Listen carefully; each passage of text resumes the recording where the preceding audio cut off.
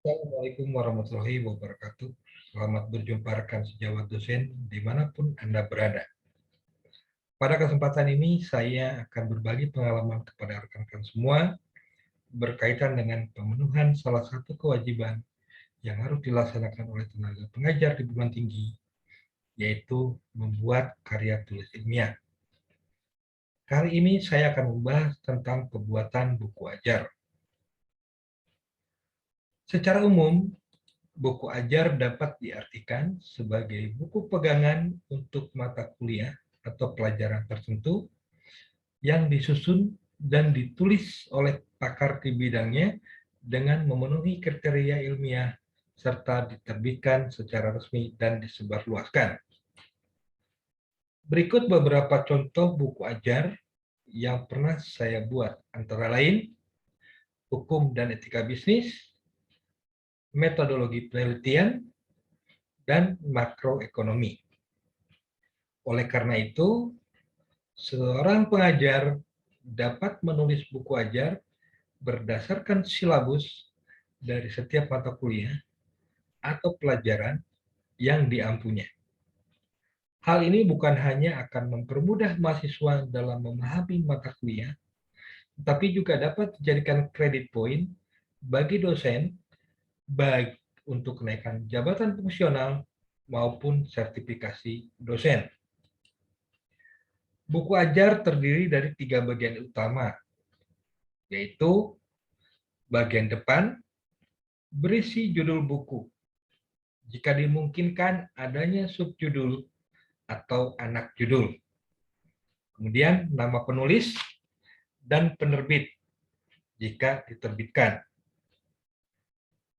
Di belakang cover depan atau punggung buku akan tercantum juga judul utama, nama penulis, hak cipta, nama penerbit, dan nomor ISBN.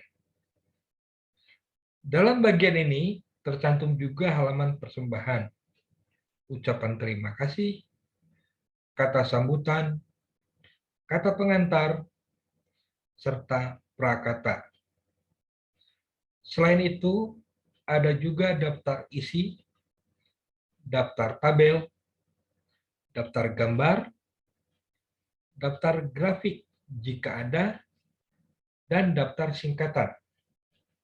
Selanjutnya bagian utama, berisi beberapa bab yang disesuaikan dengan silabus atau RPS dengan membahas tema utama.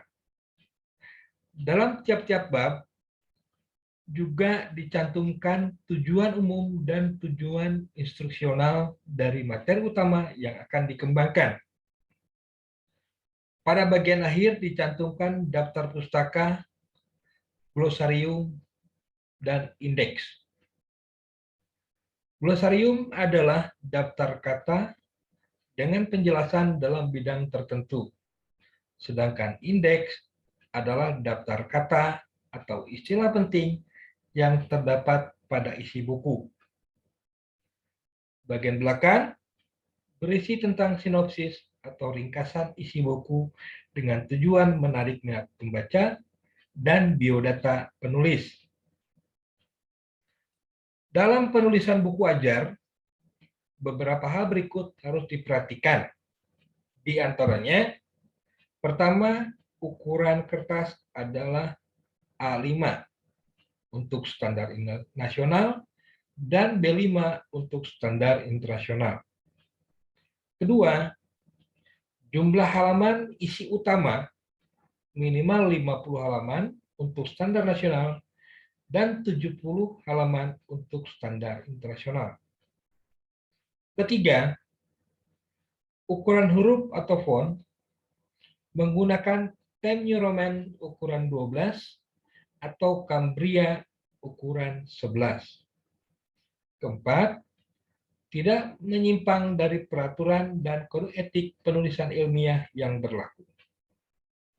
Kelima, satu buku untuk satu mata kuliah. Dalam membuat buku ajar, penulis menentukan formulasi isi buku. yang terdiri dari 40% diambil dari berbagai sumber ilmiah seperti buku, koran, majalah, jurnal, peraturan perundang-undangan, dan lain-lain. Serta 60% dari data dan pengalaman penulis. Untuk membuat kutipan, ada 3 cara yang dapat dilakukan oleh penulis, yaitu yang pertama adalah footnote, catatan kaki, yang kedua adalah running foot, catatan kaki berjalan, ketiga endnote, catatan di akhir suatu dokumen. Endnote ini akan diletakkan di halaman paling akhir dari satu dokumen atau file yang telah dibuat.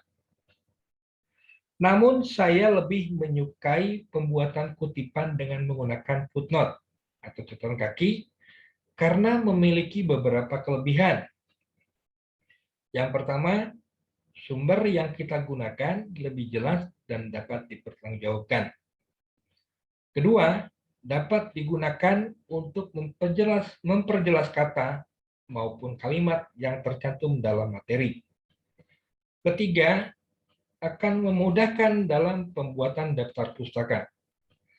Keempat, memudahkan pembaca dalam memahami isi dari tulisan. Demikian rangkaian tentang sistematika penulisan buku ajar. Semoga bermanfaat bagi rekan-rekan sejawat semua. Salam sehat. Terima kasih. Wassalamualaikum warahmatullahi wabarakatuh.